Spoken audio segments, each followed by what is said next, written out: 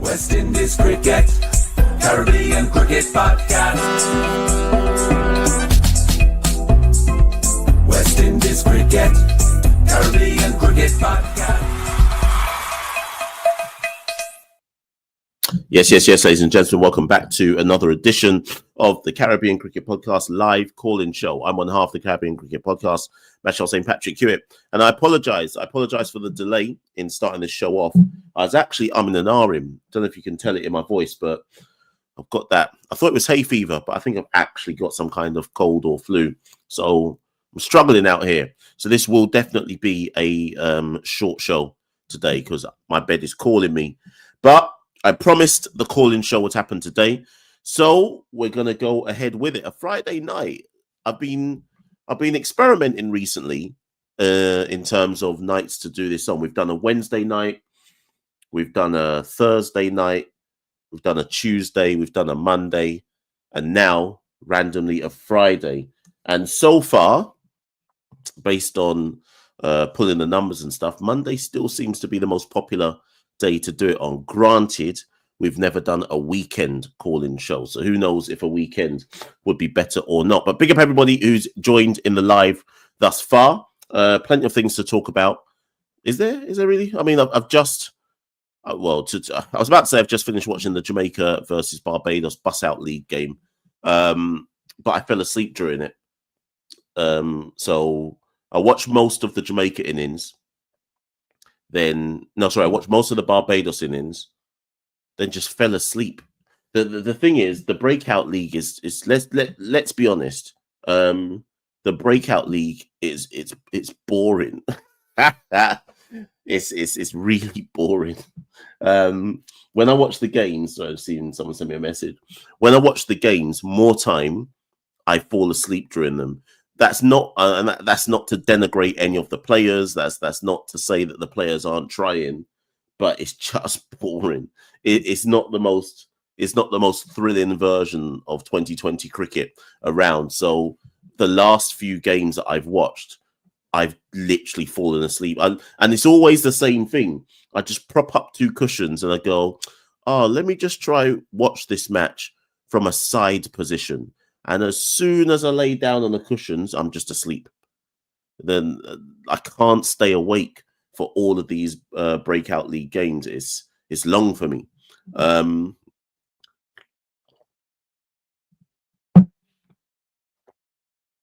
Drink some water, cuz. Drink some water. But anyways, Barbados just beat Jamaica. So it's looking like, I think it's the top three, isn't it? So the team that finishes first goes straight through to the final. And then I think second and third play each other in an eliminator. I think that's it. I don't think it's any top four or anything. So Jamaica and Guyana look like they're definitely already out of this competition. How many games? Does every team play 5 games? Yeah. So Jamaica look like they're already out. Guyana look like they're already out. So we kind of already have an idea of what the top 4 might be. And it kind of looks like Trinidad will, because Trinidad keep collecting loads of bonus points. It kind of looks like Trinidad will be the team that goes through to the final. And at the moment, we just don't know who will be second and third. Machel Douglas says the match went down. Yeah, so Jamaica Barbados, if you haven't watched it or didn't watch it, it went down to the last ball. And it wasn't a thriller. It wasn't like, bless Carlos and Joel Manning, and I think Badri, who were on comms at the time, they tried their best to make it look like we were watching like an amazing spectacle. But I was just, and here's the joke, right? I actually woke up with about 3 overs to go, maybe 4. And even as Jamaica were negotiating the chase in the last 4 overs, I managed to wake up, fall asleep again, wake back up again for the final over. That's how much this league is failing to catch my attention. But I have to keep watching. I have to keep watching all the same, because how can I claim to be any kind of media if I don't force myself to watch this particular league? O'Shane says I'm just a lazy uncle. It's true, you know. It's true. I'm definitely in my uncle arc of my life. More time more time these days, I just fall asleep and complain about how my body is aching. So I'm definitely in the uncle stage of life. That's true. Romario says that Josh's T20 opener arc is building. Yeah, he's done all right, Josh. He's done all right. Let me just see. So the top run scorers in the tournament at the moment, bearing in mind that when I give you these stats, some people have played more games than others. Jordan Johnson's top with 108 runs. Kevlin Anderson has 106. Kurt McKenzie has 106. Alec Athanase has 102. And Josh Da Silva has 100. But I guess here's the thing. And I was making this point to, I think it was Sheklar on Facebook. Big up Sheklar. But I was making this point about the problem with the Breakout League is, and I'm intrigued to see what people say in the comments here, who are the bowlers that have impressed in the Breakout League? And don't get me wrong, there are bowlers who have impressed. So somebody like Jadea Blades, he has impressed.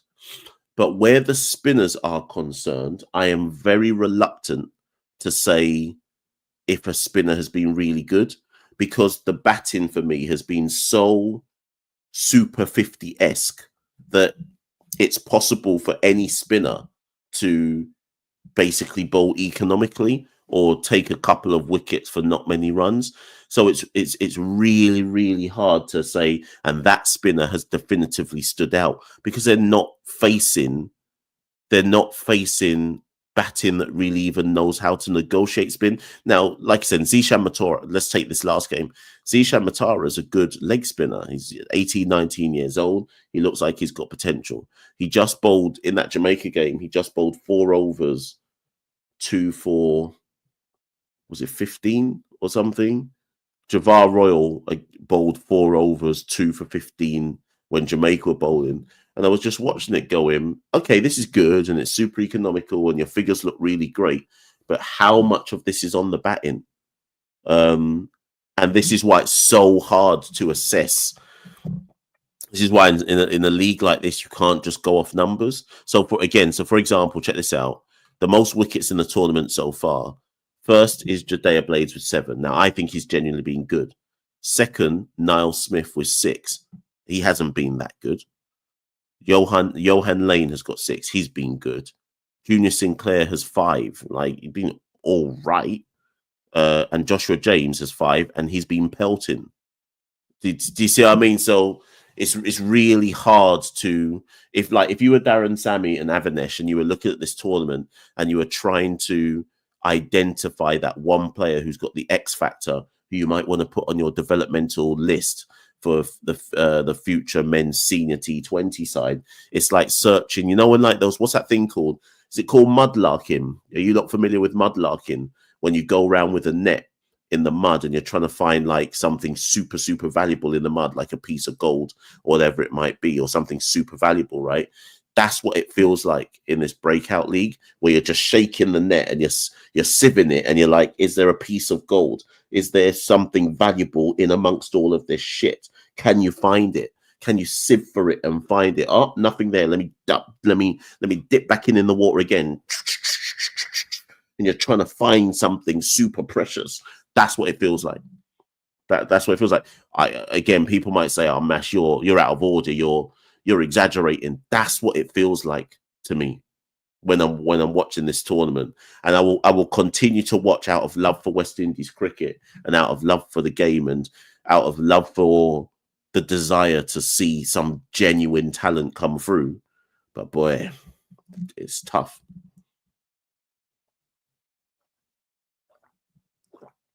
Anyways, you lot can probably hear it in my voice. The illness has got me.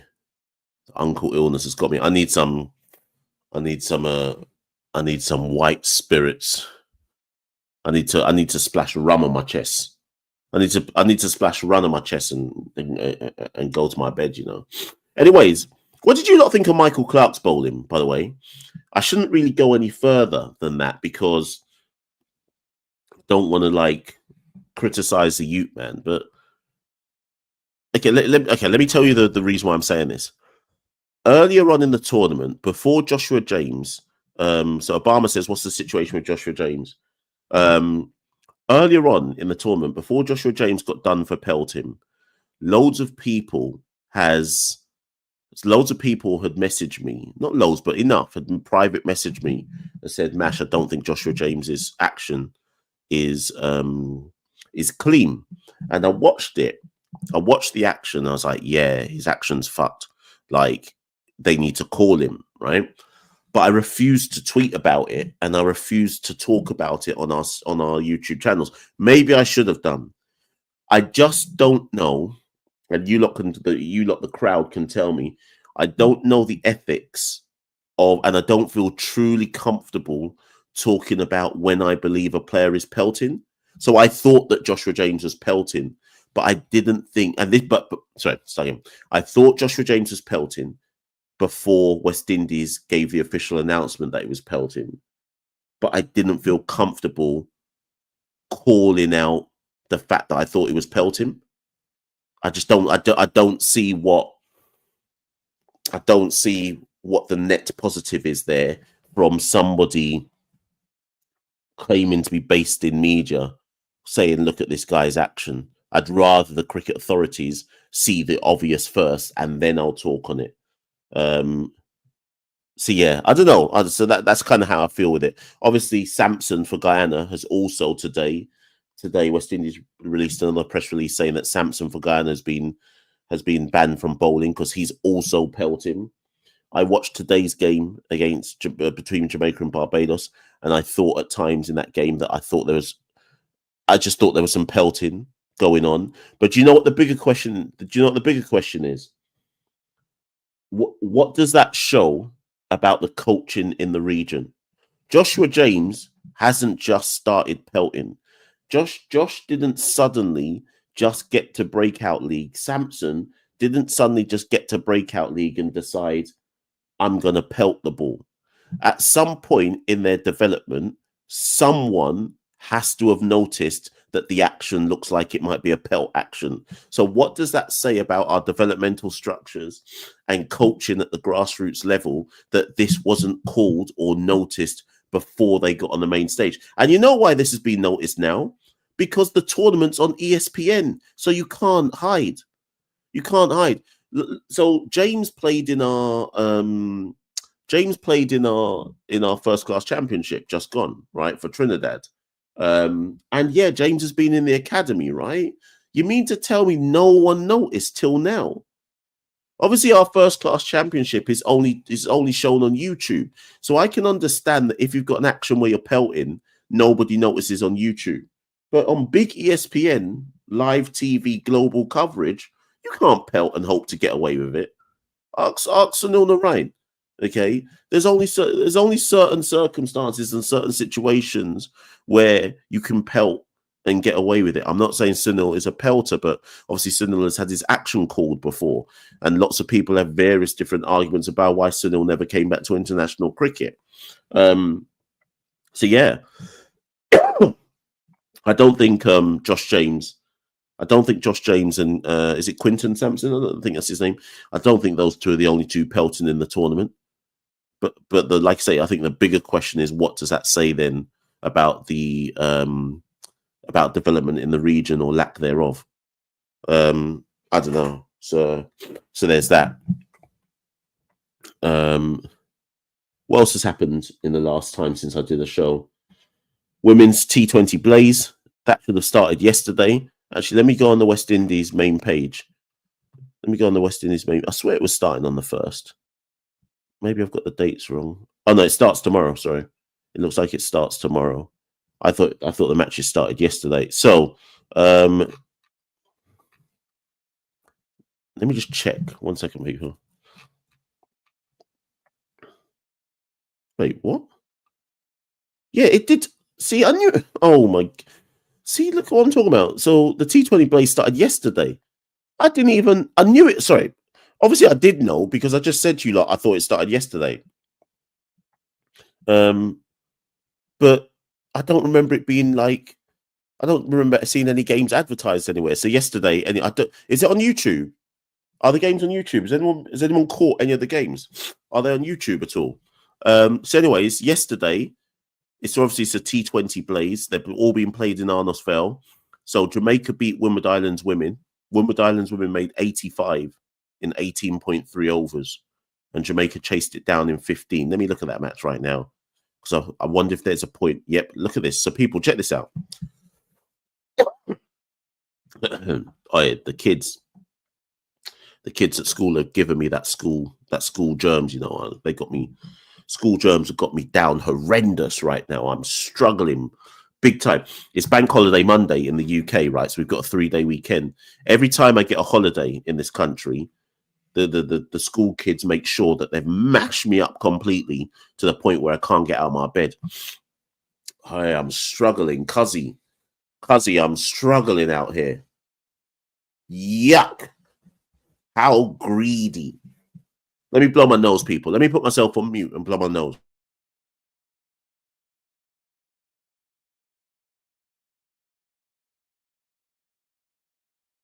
Yuck.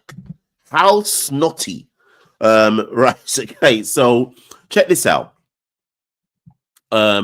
Windward Islands yesterday played Jamaica, and Afi Fletcher batted at 5 and made 32 of 23 balls. Now, the reason why I'm making that point is when Afi plays for the West Indies women, she bats at like number 9, sometimes number 10. And I've had this point made to me before, and I think it's valid. What does it say about the paucity of quality in the women's game in the region if Afi Fletcher is seen as a top batter in the Windward Islands team? She's barely passable in women's international cricket, number 9 or 10 with the bat, right? And she's batting number 5 and top scoring for the Windward Islands. So that raises a whole myriad of issues and conversations. Anyways, they made 85 in 18 overs. Let's see. Stefani didn't play for Jamaica. Rashada Williams opened, made 41 from 49. Chanel Henry's playing. She made 26 from 22. Okay. Cool. Let's see who took some wickets for the ball for the Jamaica. Vanessa Watts. Chadine Nation took 3 for 7. Let me come off this. So that was one game. Let's see who else played in the other games.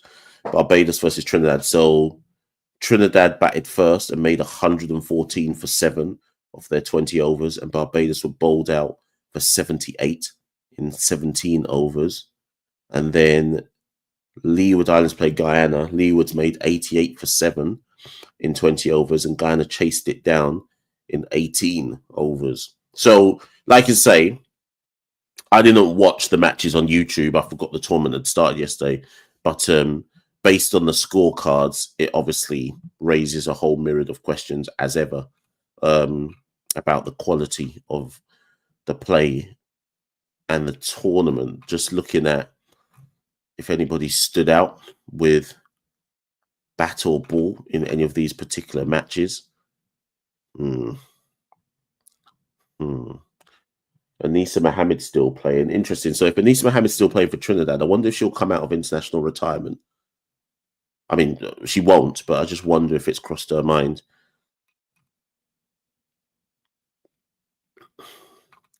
Yeah, there's not much there that... Yeah. Anyways, so the matches continue tomorrow. I'll lock in for some of those and have a look at what is or isn't going on in the women's T20 Blaze.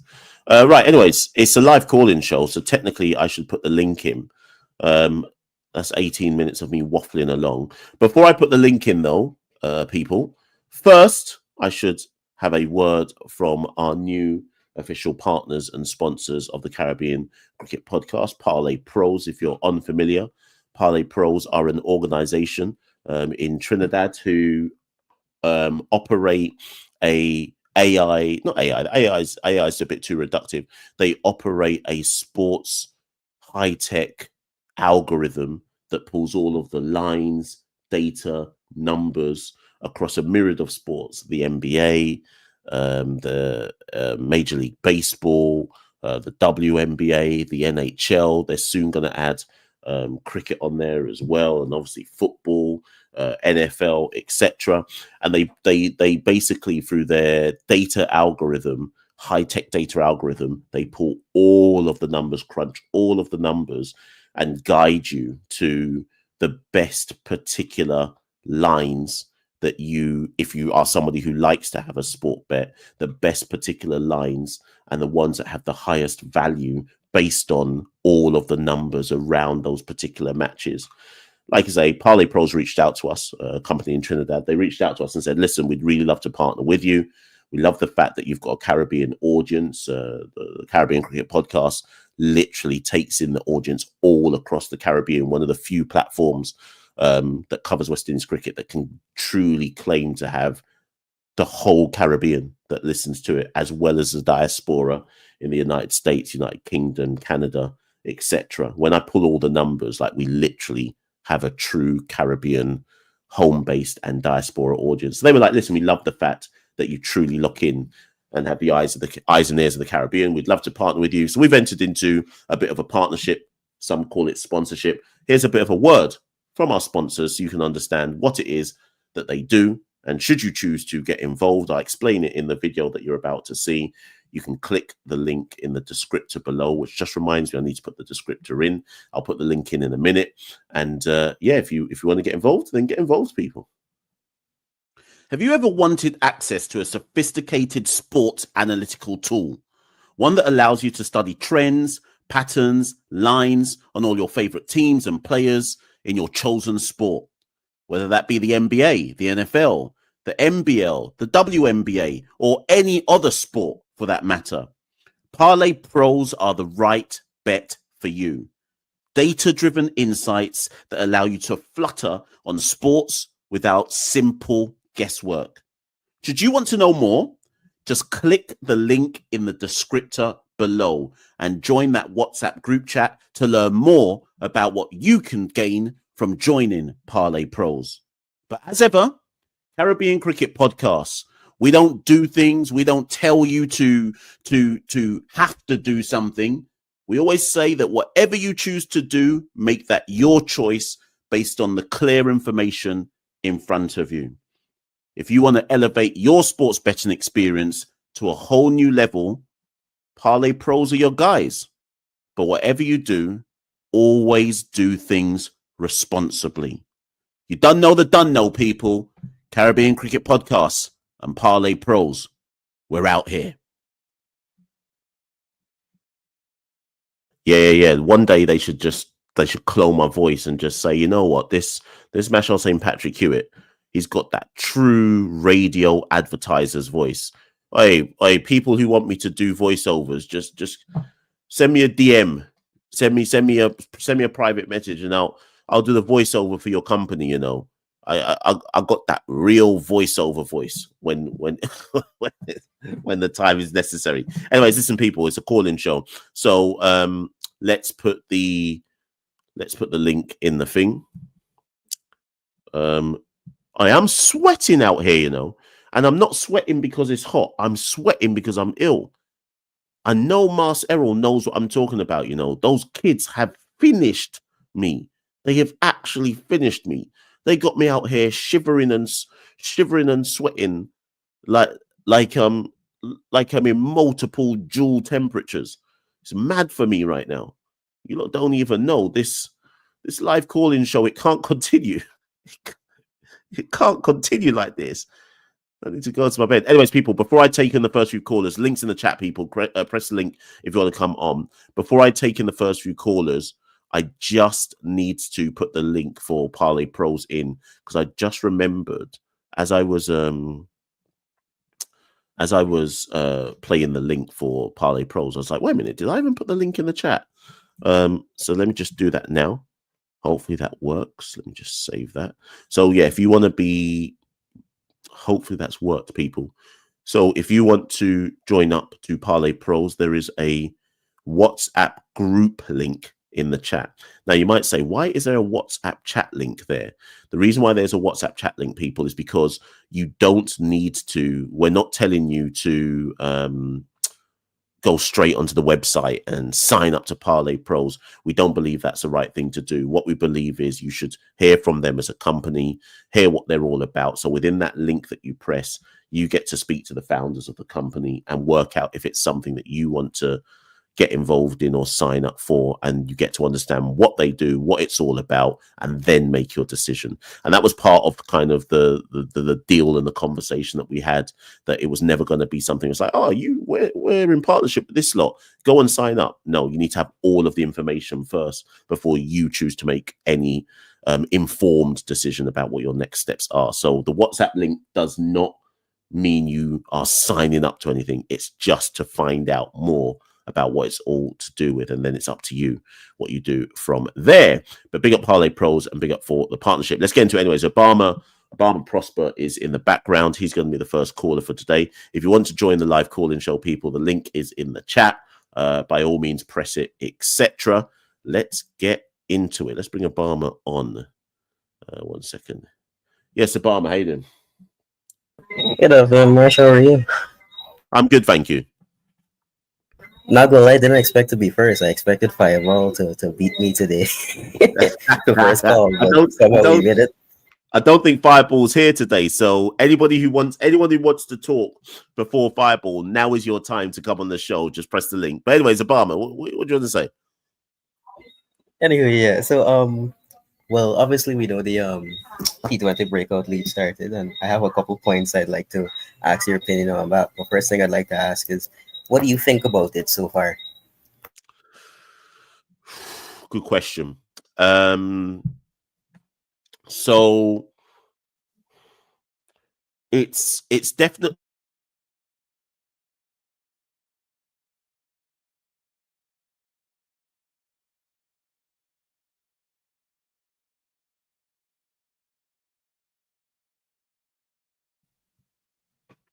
Yes, I'm back, people. I forgot to point out that my internet is mad right now. So Obama could have gone for all I know. But Obama, don't worry, I'm back. I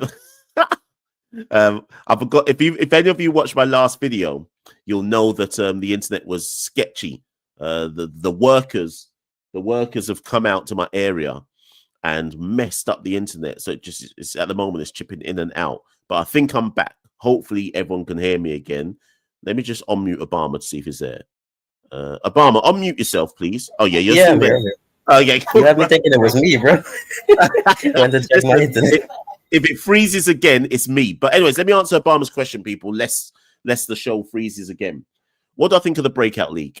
It is 100% serving its purpose.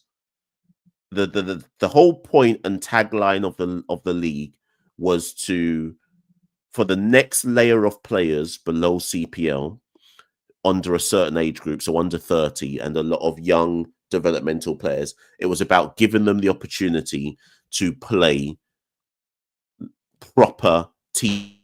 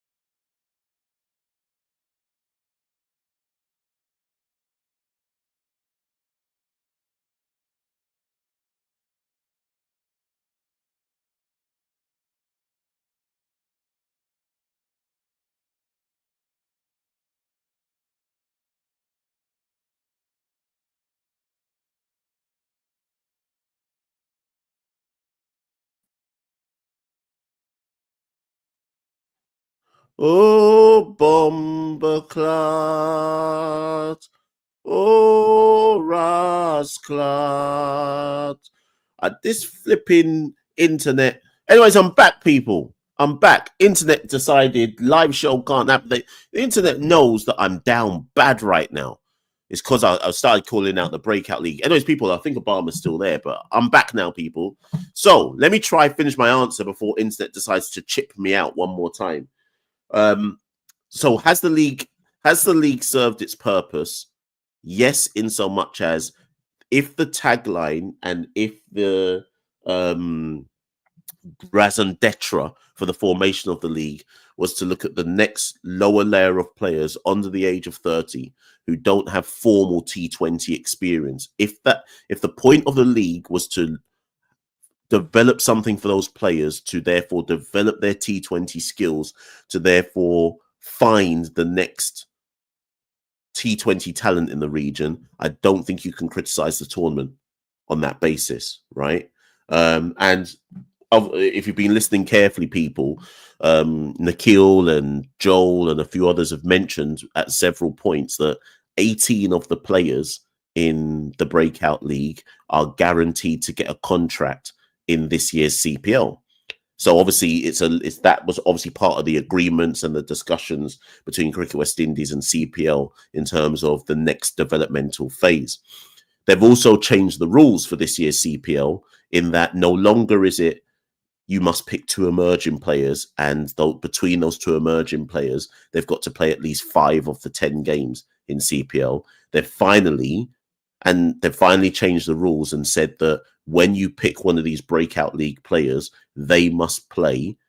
So let's say a team picks 3 breakout league players, at least one must play in every single match your team or your franchise plays in CPL. And do you know what's funny though? A lot of this stuff, I swear CCP was saying this years ago. I swear. Do you know what? I was thinking about this the other day, and obviously people are going to say, oh, Mash, you always think you were right. In this particular juncture, I do think I was right. Go and check the receipts, right? Sorry, Obama, I'm going to bring you back on. Go and check the receipts and go and check the archives. I swear to God, I have been making videos about what CPL needs to do to save their tournament.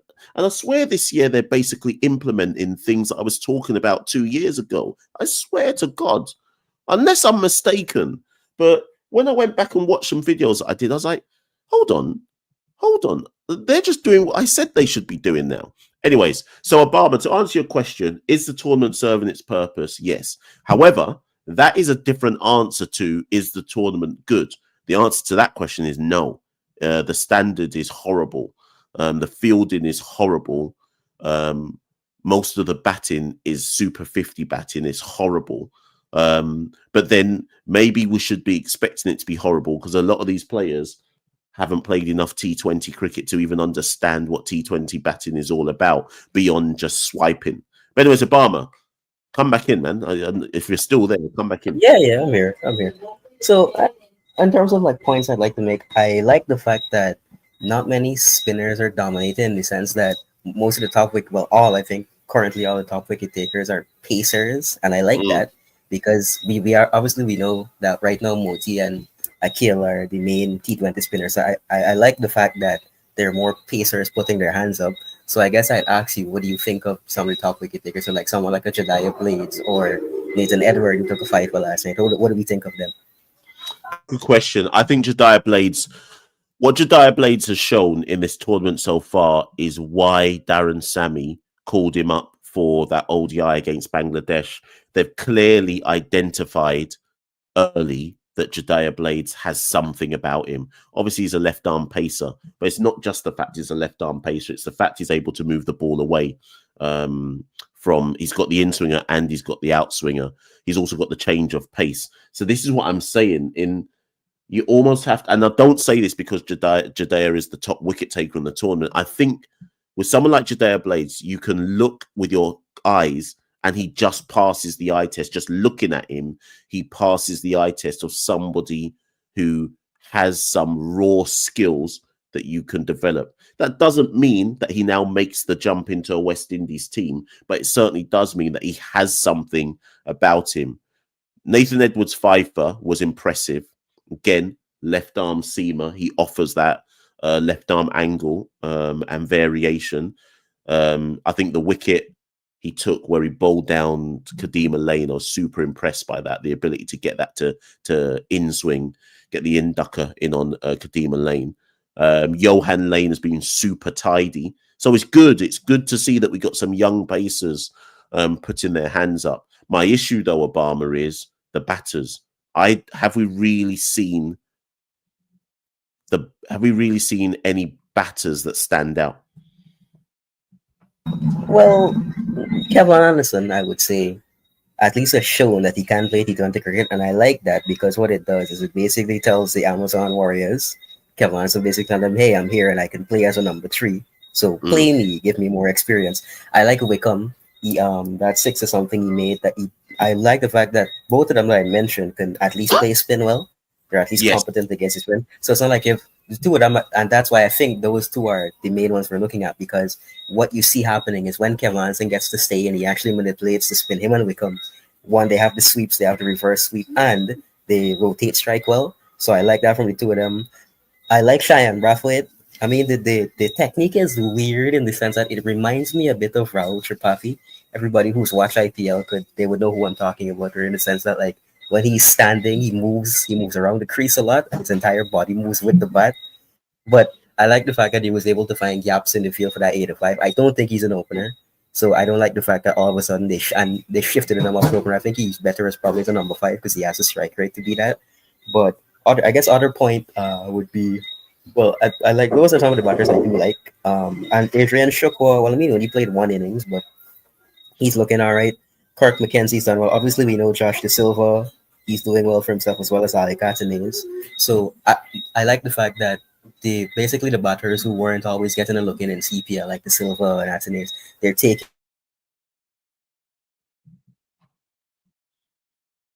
Wait, what happened? This time it's not me. Obama's gone, cuz. Obama. Someone got Obama. I don't know if he got again. Oh, yeah. No, I think that one was you this time. Crazy. Well, they don't like me, you then, because this internet going what? But you're back. Yeah, but anywho, what do we think of the spinners, specifically the leggies? Because obviously now it's that they have to bowl 3 overs in at least 3 of the games, but none of them have really impressed me. That's the thing, because Latif looks all right. I mean, he's 17. Cyrus, he looks okay. In my personal opinion, the best leggy we have right now is Ishan Matara. But my question to you is, what do you think of them so far? I'm just trying to go through the different teams. So, who did Trinidad have? Was theirs? Is there? Trinidad have Badesi. They have Badesi. He was all right. He doesn't really spin the ball though. Yeah, exactly. Really so that's why he was more like wicket to wicket. He didn't really. Yeah, he's basically like Badri in the sense that the ball comes out the front of the hand and he's actually trying to slide it through. The only people I see actually spinning the ball are, well, when Redwood actually hits a good length, he spins it. Zishan, the reason I think Matara is the best is because, one, he hits a consistent length, and that's hard for him because he's a tall leggy, but he actually seems to be turning the ball both ways. He has the googly and the leg break, and they're doing well. Michael McKenzie got 1 game, but he looks like a traditional leg spinner in the sense that he's actually trying to rip it with his fingers. But people like Latif and Badesi don't really spin the ball. That's the thing. Yeah. Because especially Badesi, because Badesi, the ball comes out the front of his hand, so he's trying to like slide it or do top spinning. He's really spinning it both ways. Yeah, I'd agree with that. I'd agree with everything you've just said there, and I think you're right to say that if we're talking about out and out classical leg spin, it's Matara who has the biggest upside in terms of development. But you can see that all of them have a long way to go. Because put it this way, right? If Yannick Carrier was in this tournament, he'd spin down the whole tournament. right? And he'd be top wicket taker. So for me, it goes to show that, and bear in mind that there's people who don't consider Yannick Carrier a proper leg spinner, but I think he would be taking wickets for fun if he was playing in this tournament. So it goes to show what the gap is between Yannick Carrier, who people don't think is international standard, and then this next level of regional leg spinners. But if I wanted to put my stocks in someone, I'd definitely put it in Matara and start to develop him and give him as many opportunities as possible.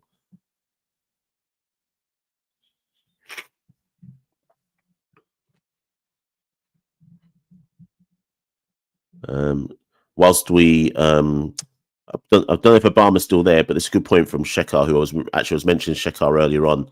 Shekhar, I don't know if you were there in the beginning, but why did I mention you? I mentioned you earlier on, Shekhar. When I was talking about the quality of the spinners versus the weakness of the batters. But so Shekhar says just on Badesi, he does spin his googly quite a bit. See, I still maintain. I hear you. He just seems like he's pushed. I just felt like when I was watching him the other day, it's like you're pushing this through. As Obama says, you're sliding this one through. But he's accurate. I think his best skill set is his accuracy. And he actually has changed of pace to be here. Yeah, yes, and actually there was one ball. What was Trinidad's last match? It was Javor Royal. He played against Jamaica. Yes, and what happened that one, yeah. Royal came down, distracted him, hit him for 6, and then he took pace off of it and he bowled him. Yeah, and I thought, and to be fair to Badesi, when I saw that, I was like, okay, that's clever. You outthought the batter there. And I think Badri was on comms at the time, or maybe just before that over. And Badri was making a point about if you don't necessarily have lots of revs on the ball as a leg spinner, you can outdo them in, I think Badri was talking about, you can add a bit more drift to your deliveries and a bit more, I can't remember what else Badri was talking about. And as soon as he said that, Badesi's next over, he took pace off the ball and completely outfoxed Royal. And I thought, okay, there's something there. But again, the whole thing for me raises questions about what is the developmental pathways under the regional first class setup. So someone like Badesi, will he ever even see Trinidad colours in a normal tournament?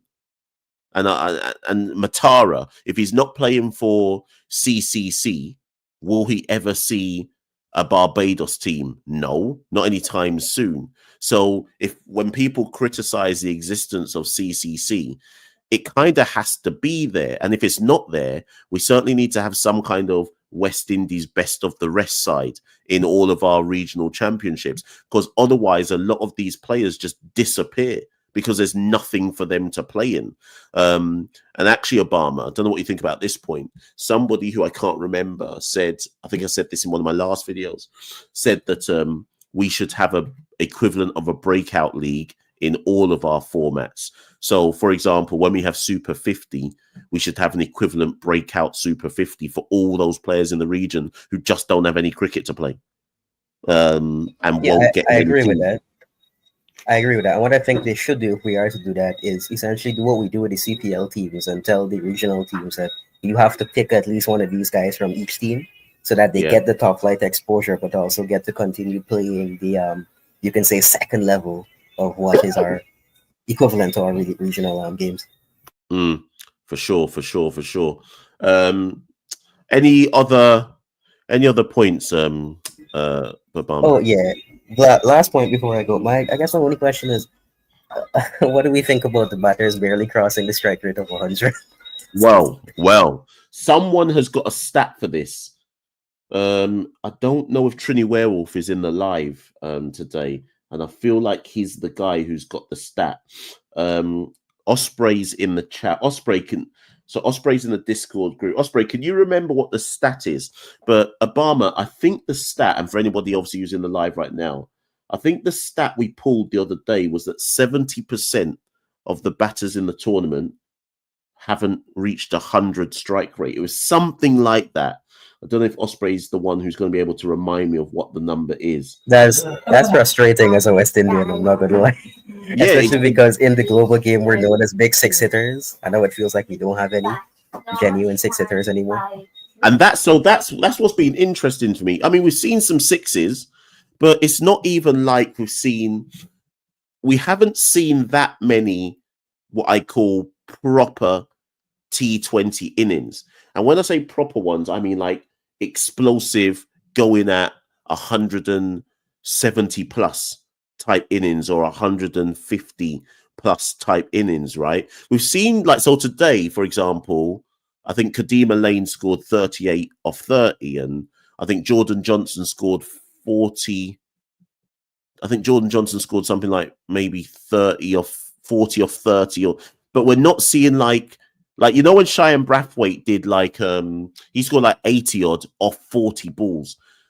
I feel like there's been only about 6 or 7 innings like that where the strike rate has been the type of strike rate that you'd expect an international cricketer to play.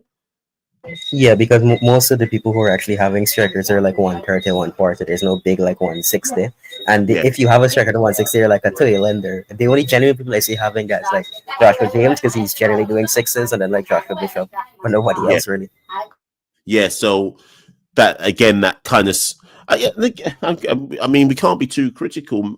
Maybe all of that just highlights that this is why the players are in the breakout league, because of course they're not going 150 plus because they don't play enough cricket to be able to go 150 plus in this format of the game.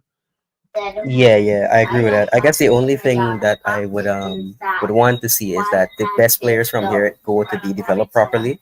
Because what happens is if we don't develop them properly, then we have no future.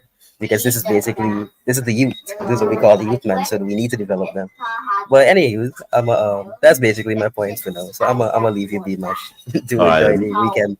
No worries about it. And if I have any other questions, well, I'll text you on Insta like I always do. So no problem. All right, cool. Yes, people, big up Obama for the live call in there. Super instructive conversation there. I meant to ask Obama before he went. I'm sure he's still listening though. But I meant to ask him before he went. And actually, this is for everybody in the chat right now. Who have been your top 3 batters in the breakout league so far? And when I say top 3, that doesn't mean they've scored the most runs. Who have been the top 3 batters in the tournament that have made you feel something, that have made you think there's something there? There's something for us to work with. Who have been your top 3 batters in the tournament where you're turning your head and going, okay, you've got something. I could see how you might end up playing some crucial innings in CPL. I'm not talking about international cricket. I'm just talking about the next stage, which would be CPL. Who's the top 3 you've seen so far, people? That said, I don't even know what my list is. Who's the top 3? I think Kirk McKenzie's in mine, actually. Maybe Kirk. People forget that Kirk's only 24 years old, you know. I think I might throw Kirk McKenzie in there. I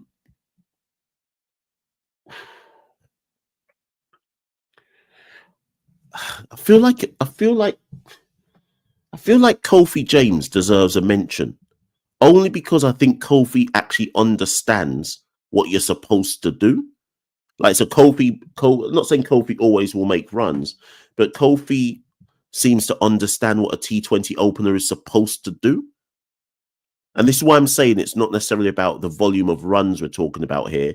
I think we're talking about who's making you feel something, like they've got a game that they can take to the next level. I feel like Kofi made me feel something.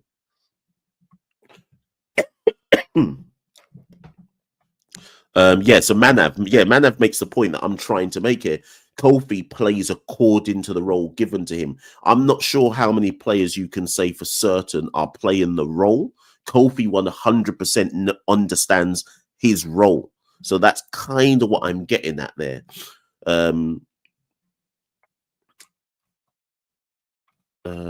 Sorry, big up Jimmy even for the super chat. Big up Jimmy for the super chat. Much appreciated. People, I need to get a glass of water because if you miss the start of the show, I'm actually not well. The kids at school have given me the lurgy, so I've run out of water, and my throat is scratchy. So I'm going to get some water in a second. When I do, I'll just play an ad again, just so it gives me time to go and get some water. But I'll do that in a second. Shekhar says, Gouli has been a versatile middle order finisher. Yes, I agree. Gouli's made me feel something.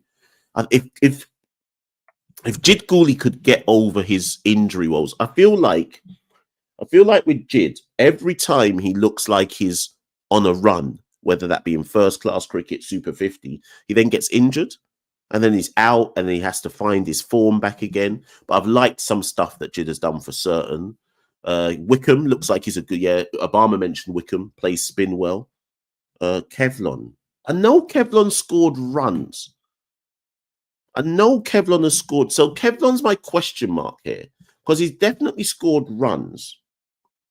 And the metric of the game is runs. But has Kevlon scored T20 runs? That's my only slight question mark. Has he scored T20 runs? I feel like he scored Super 50 runs. I'm not convinced he's scoring T20 runs. I need to go back and look at his numbers, but I feel like he's not giving me what I class as T20 innings. He's given me good Super 50 innings. Is that harsh? Let me go look at Kevlin Anderson's numbers because maybe I'm misunderstanding. Maybe I'm getting this wrong. Let me go look at his innings. So Kevlin has made. Of course, it's not on Cricket Info. Hold on, people. Let me go have a look at this. We'll just break out league. So, bam. Kevlon has made, that first game against Windwards, he made 58 off 43. That's when he had that partnership with Shukwa. So 58 off 43 against the Windwards. Against Trinidad, he made 27 from 19. Okay, maybe I'm being a bit critical here, overly critical. Against Jamaica, he made 21 from 14. Okay.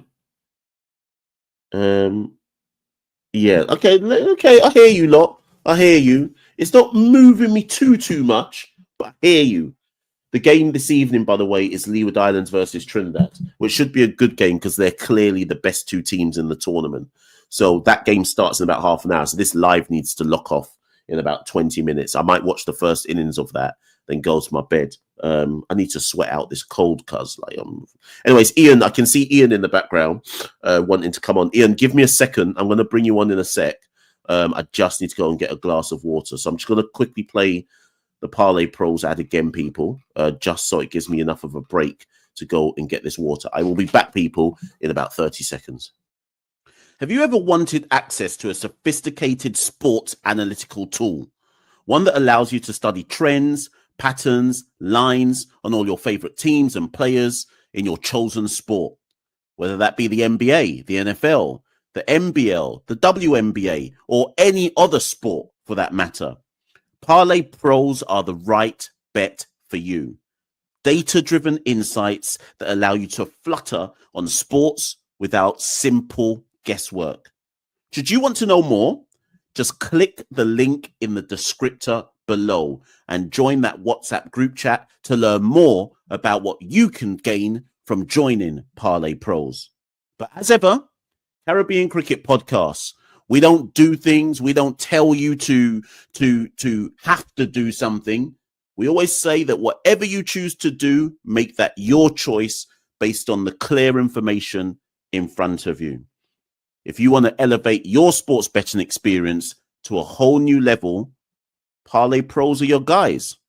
But whatever you do, always do things responsibly. You don't know, people. Caribbean Cricket Podcasts and Parlay Pros. We're out here. Yes, people, I'm back. I'm back. I actually think that the link I've put in the chat doesn't even work, cuz. So, sorry, not the link I've put in the chat, the link I've put in the descriptor. So I might need to go and fix that. That's a bit of a bummer. Might need to go and fix that one. Bear with me, people. I'll fix that link in a minute. In fact, I might just do it. Might just do that now. Ian, I'm about to bring you in. Bear with me, everyone. Gosh.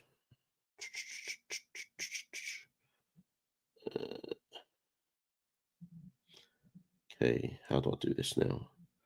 Search. Nope, that's not it.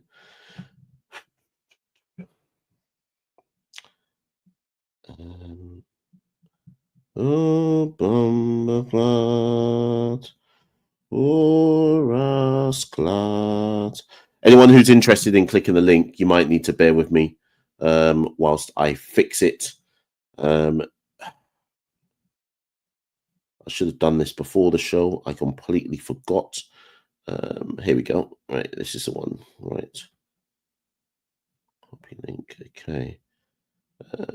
Then let's do this. Can I edit it? No, I cannot.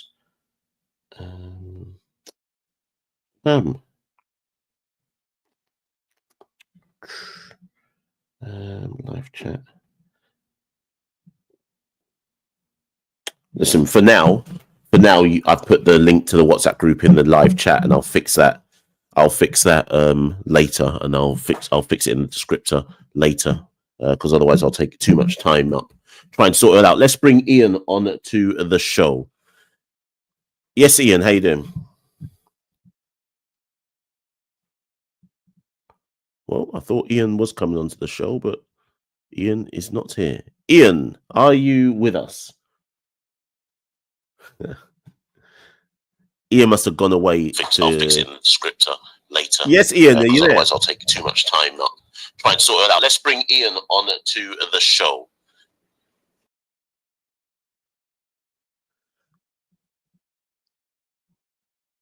Hello. Yes, hello. I'm trying to. Yes, Ian. Ian, yes. Are you with us? Yes. But right, so Ian. Ian, because you're hearing me. Gone away to... No, I'm right here. Hello? Yes, okay, right. You hear me? right. Yes. Right, Ian, hold on. Ian, hold on. With the internet here, I see another freezing up. Yes. Right, so Ian, because you're hearing me.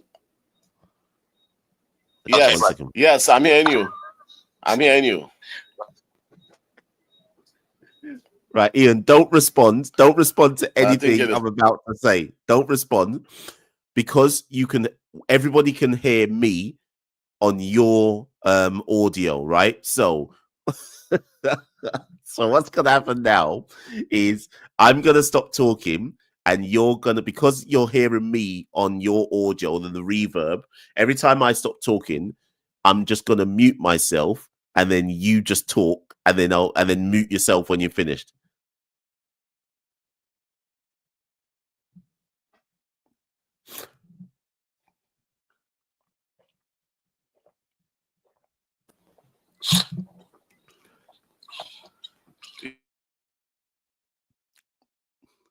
My thumbs up if you're hearing me now. Thumbs up. Are you hearing me? Just give my thumbs up because I'm not sure if you're hearing me.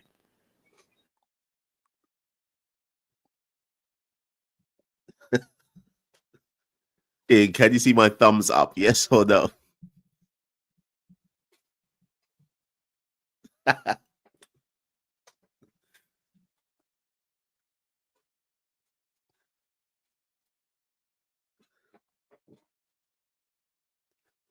Welcome to the Caribbean Cricket Podcast, people. The greatest radio call-in show on the internet today. Ian, my thumbs are up. You are good to go.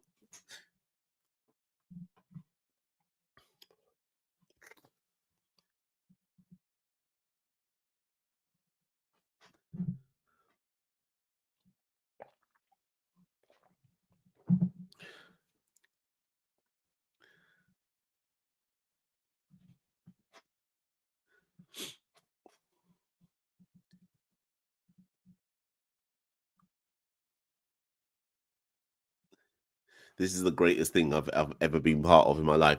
Ian, I think so. Basically, the people in the chat are saying that you need to turn off the YouTube video because you're on a delay. So here's what you need to do, Ian, because I don't know how long the delay is that you're on. You need to log off and come back in again, and that will fix it.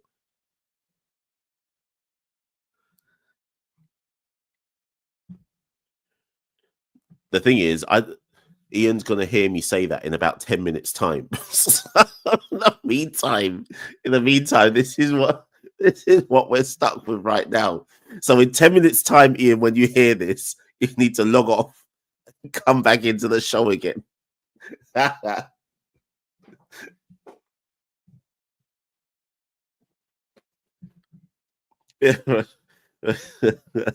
Caribbean Cricket Podcast, people. There is no show quite like it. Right, so Ian has logged off. Ian has logged off. Somebody needs to clip that whole 6 minutes, and I'm just gonna put it up. I'm gonna put it up as like a short video on the Caribbean Cricket Podcast and say this is the best cricket show on the internet today. Of me and Ian doing the greatest uncle internet doesn't work conversation of all time.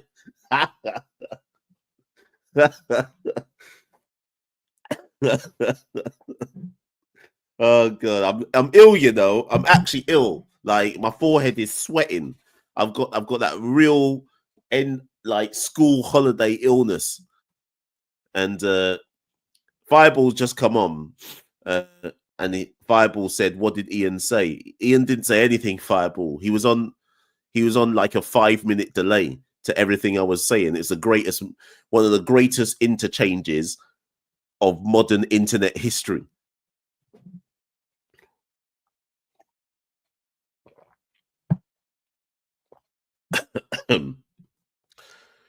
Ian was on. Do you remember when the internet first came about and we had dial-up, AOL dial-up? Ian was on that AOL dial-up. You know, when it's like mash. He was on that one. He was on that internet, that real AOL dial-up internet.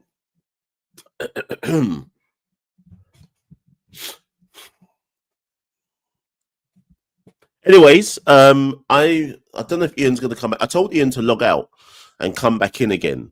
But when he logged out, his computer might not restart again. So I don't know if Ian... I feel like I should hang on just in case Ian does come back. And also because it'll be funny trying to get him back on the show again. But Rod says he is in as Carla. Ian's called Carla. How do you know he's in as Carla? Oh, Sugar, just seen. Right, okay. Ian says he's using his wife's tablet now.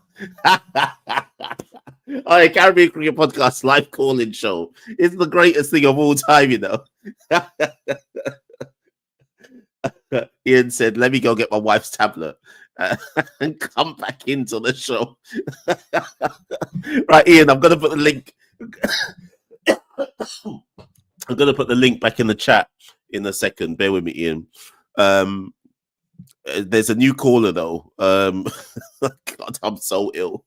There's a new caller before I come to Ian / Carla. 1 second. Let me put the link in for Ian. Right. Let me bring Sean Paul on in the meantime.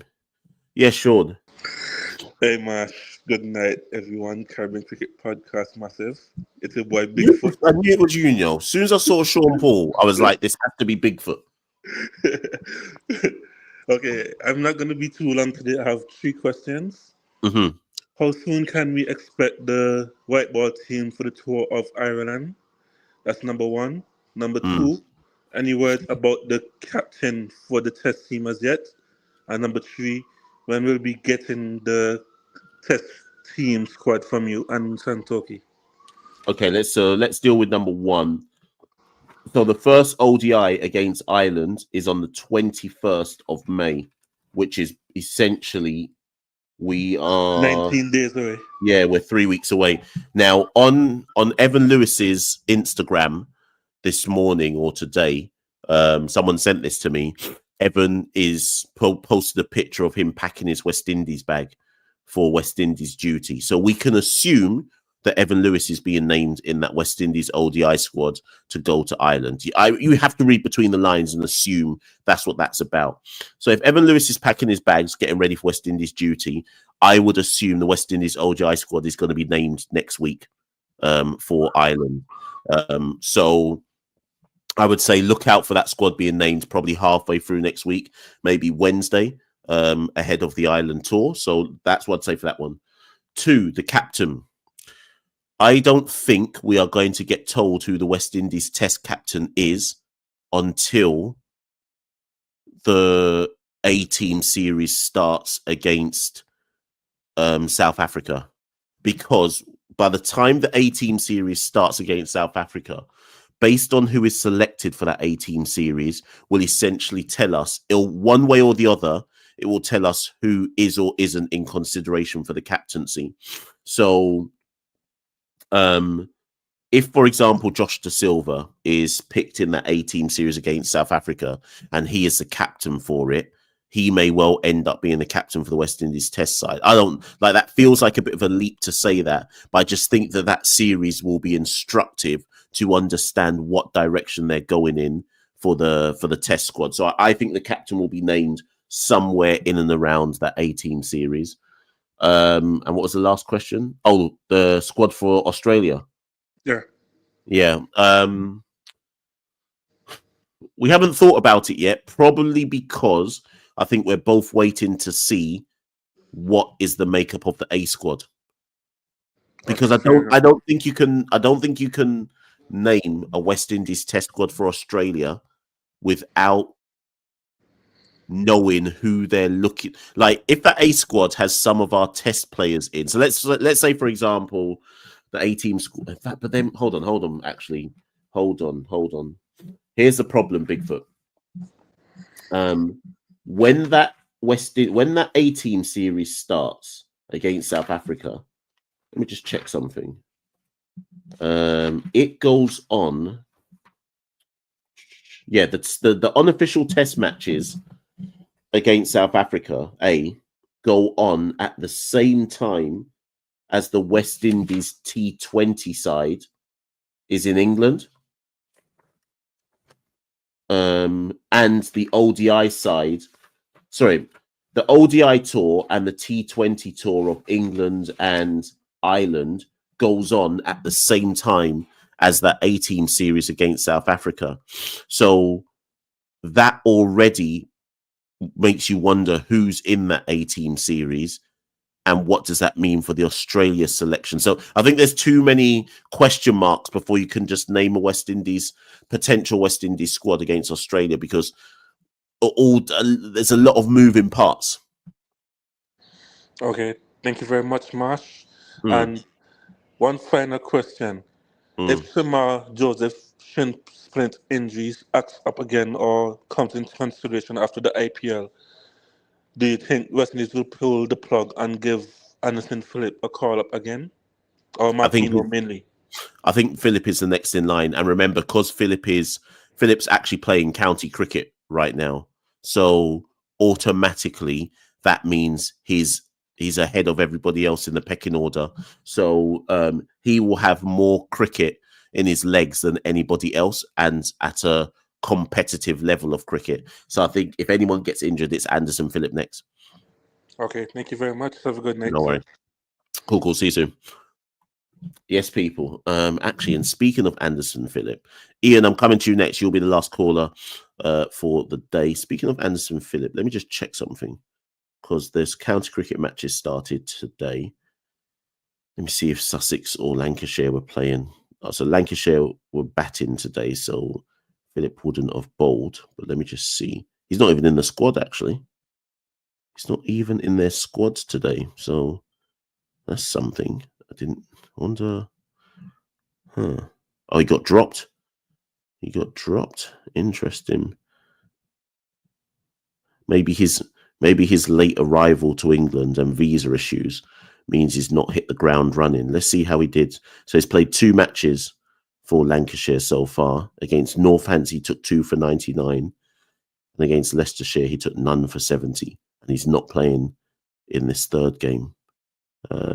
So, I mean, that's not particularly good, but we shall see. Right, let's go to Ian. Let's see, second time lucky. Let's see if this works for Ian this time. 1 second, Ian. Bear with me. Okay. Let's bring it in on.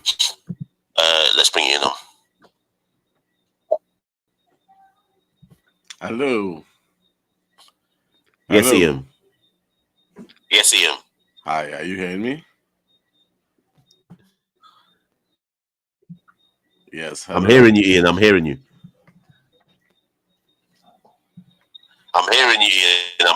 Okay, beautiful.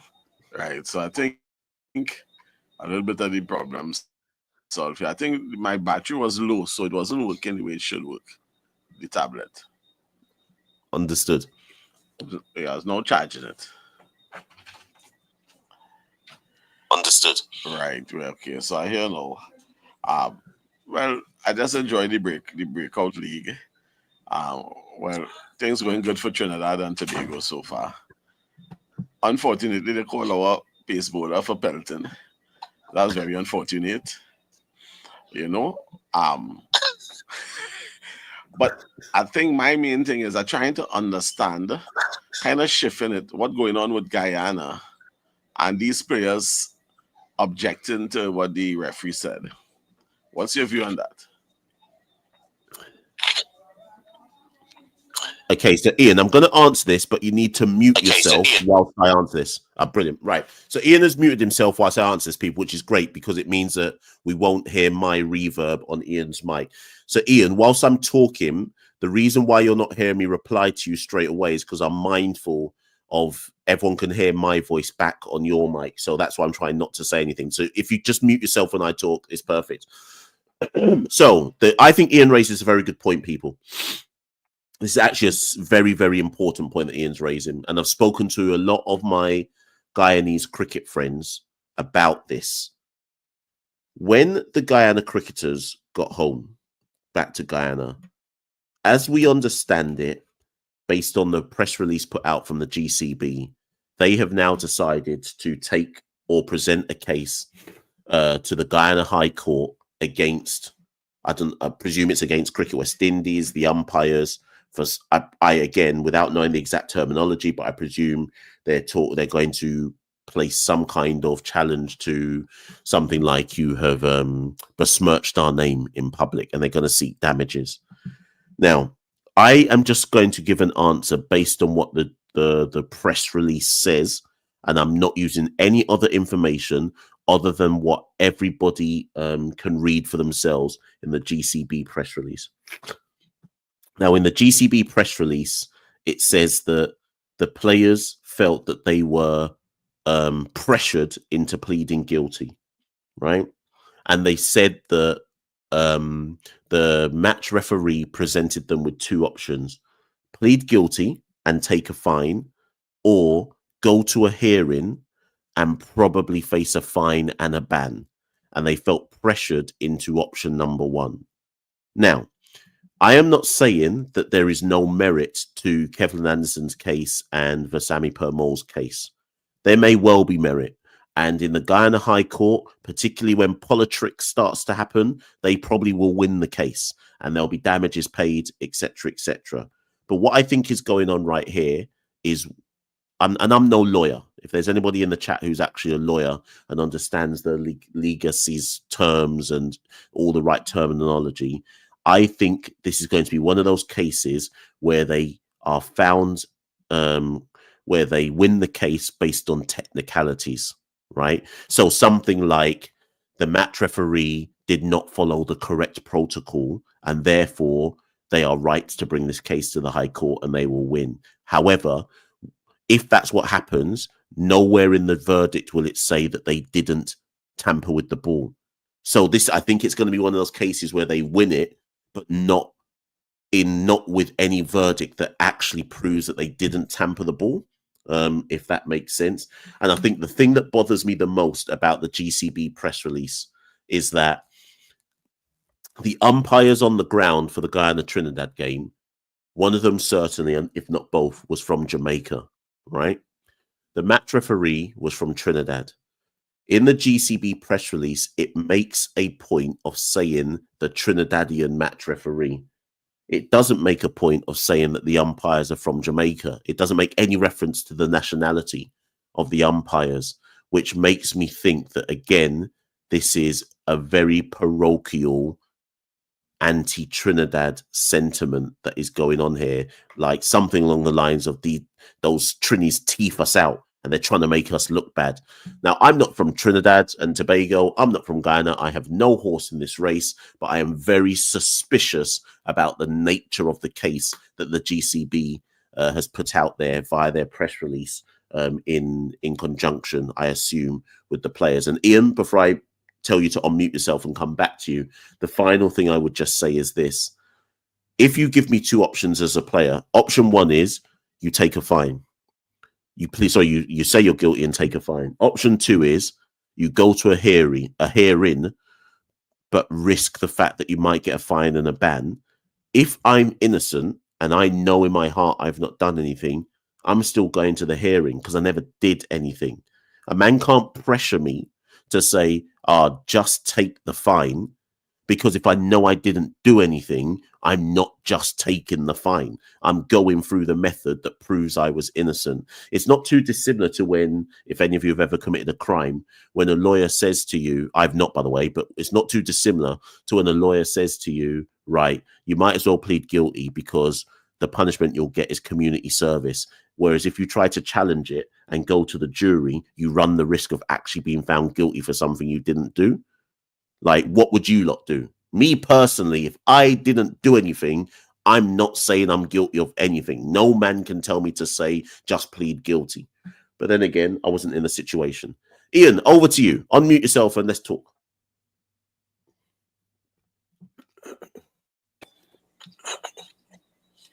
Yes.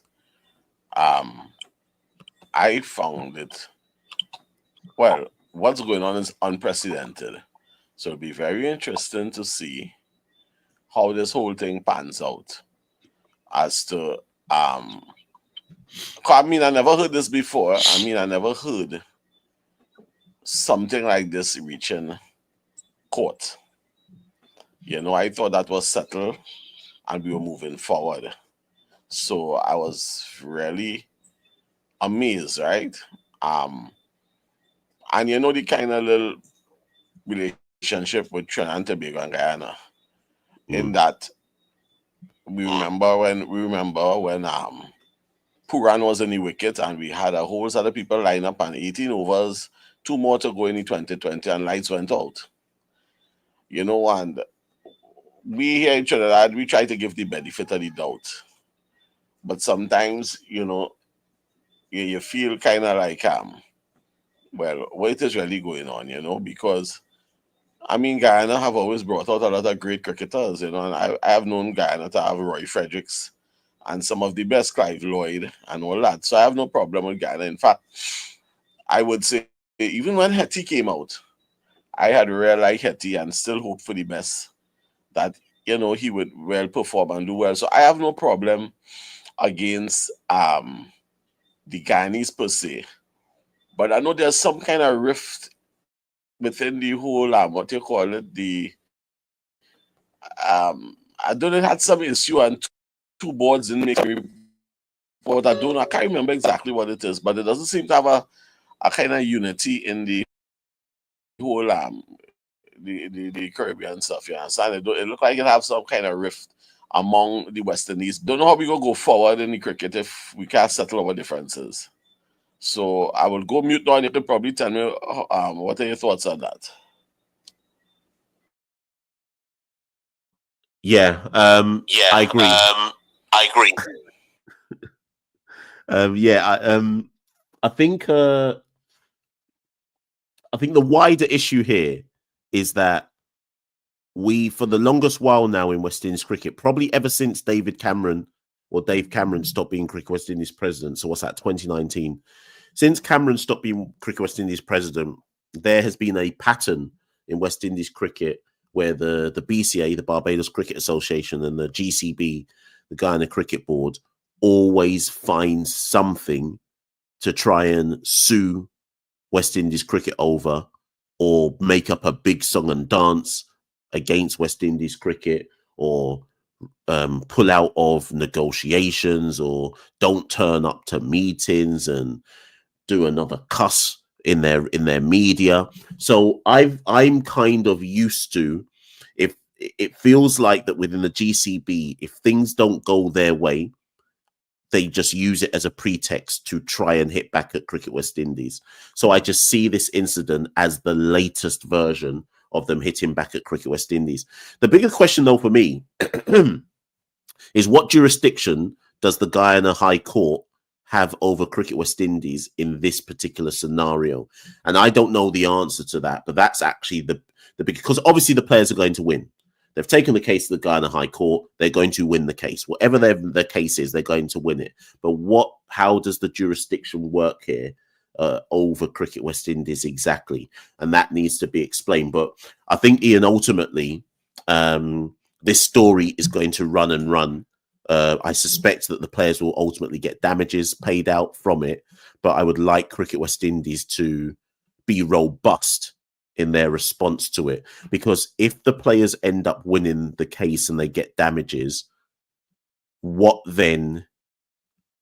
It sets a weird precedent, right? So if umpires say, we believe that you have been manipulating and tampering with the ball, and the players plead guilty, and then the players say they didn't do anything, and then they go to the High Court, you're almost making a mockery of the system. And you're saying that anybody can challenge an umpire's verdict on anything. So there's another subplot to this where I'm like, we are entering a dangerous path here of basically saying you don't have to abide by the rules and code of conduct. If you don't want to, you can just go to the High Court. So we have to, how this plays out is going to be very, very interesting to me, Ian.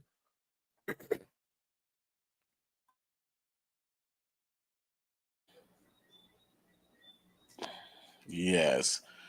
So I will wait and see, because it seems to be unprecedented. I mean, I was shocked. I thought it had ended, to tell you the truth. And I was just waiting for West Indies to call the team and so on. I thought that was water under the bridge, so I was very shocked to see it was going further. But at the end of the day, I mean, we'll wait and see what's going on there. I just basically wanted to say my piece. I think the breakout shows, well, I don't know. I mean, I hear you when you say the standard and so on, but what's going on with Bonner and these guys who are supposed to be doing, as though I seen some cricketers who I felt should be performing better, performing like schoolboys. Now you can understand the schoolboys performing like schoolboys. But what I have a problem with is people in the class of Joshua, for instance, he performing. But there are people I am seeing who are batting like, isn't Bonner from Barbados? I mean, these fellas, I don't understand that if they come down to that level in a breakout league, you expect the fellas to dominate. You don't expect them to be struggling like that. And I find a lot of the established ones struggling. I'll go back on mute now, and if you tell me what you think about that. Yeah, and this is why earlier on I was saying that how many standout batters have people really seen? And I think people have said Josh De Silva. I'm trying to think of some of the names that people said. Alec Athanaze, Kevin Wickham. But it's been disappointing to see, like, so Amir Jangu, for example, is yet to really get a score of substance. Now, I'm not saying that Amir Jangu must come out and score in every game, but this is a guy now that has a West Indies Test cap, a West Indies ODI cap, scored a century and ODI debut, played in the Test series win, the Test win in Pakistan. You're not supposed to, and has experience in T20 cricket. He's not supposed to be coming here in this level of cricket and struggling. And you're right. I think you're right, Ian. Actually, that's more disappointing than seeing some of these young boys not knowing how to construct an innings. And it's no different. It's no different to when the Test players come back to the first class championship and they're scratching and they can't make a run. And I think possibly, I don't know if it's too much of a stretch to make the point, but maybe this all speaks to the general lack of consistency that exists in our cricket in general. And if you can't show a level of consistency when you're playing against players who are supposed to be inferior to you, how are you supposed to then show it at the higher level? So the bigger concern here is that we then expect these players to perform for the West Indies when they get their chance, but they don't show any level of consistency at the regional level to suggest that they could then replicate it at the international level.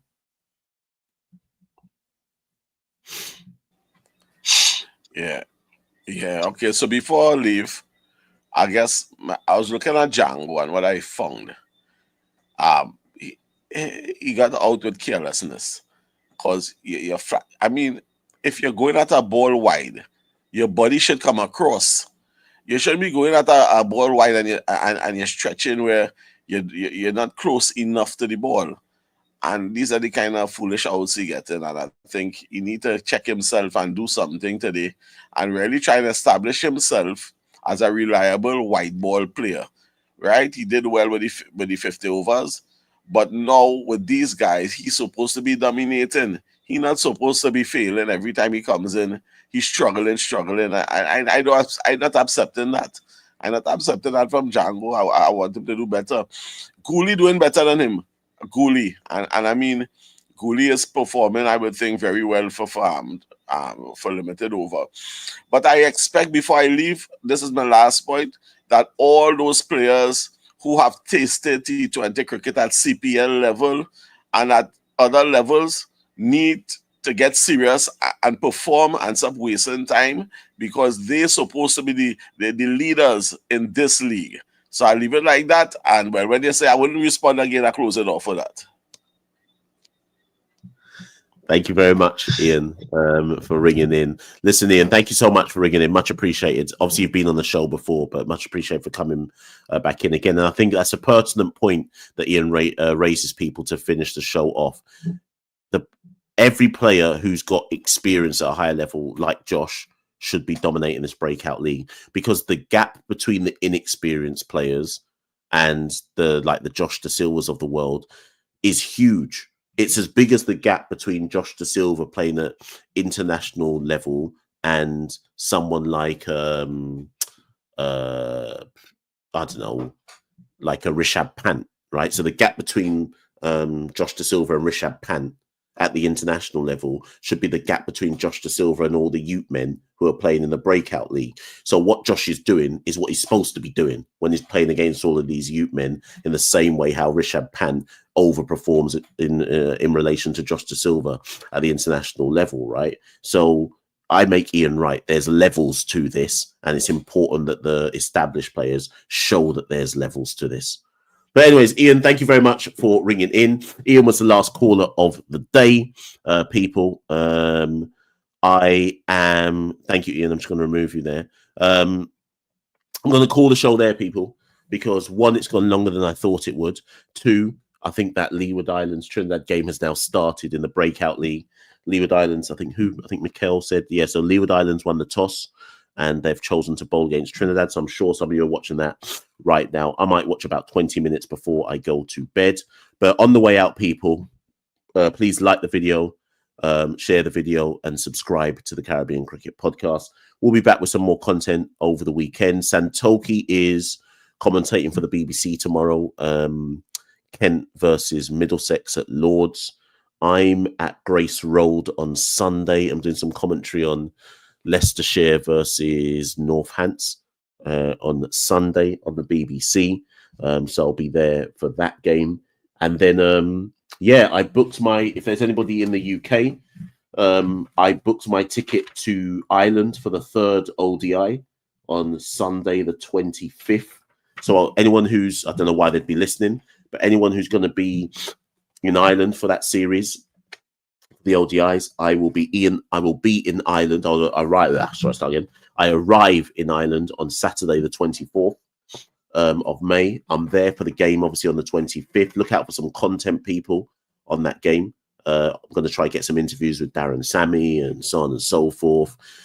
I've got an idea about something I want to do CCP-wise on that Sunday as well, but we'll see. And then I get an early flight out of Dublin on the Monday morning. So anyone who's in Dublin for that weekend, I'm outside. Saturday night, I'm free and available. So anybody who wants to meet up and don't kidnap me, but anyone who wants to meet up, I'll be outside in Dublin for that weekend.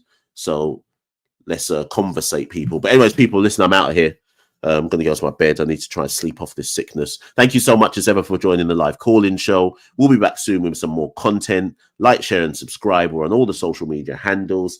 The link for Parlay Pros, I'm going to fix that in a second. It'll be in the link below if you want to get onto their data algorithm. If you're somebody who likes to elevate your sports betting experience, that link is in the comments below. I'll fix that as soon as I've gone. And I'll see you very, very soon for some more shows. I'll be Machel St. Patrick Hewitt. Thank you and good night.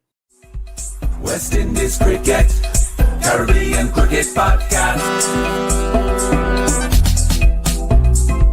West Indies Cricket, Caribbean Cricket Podcast.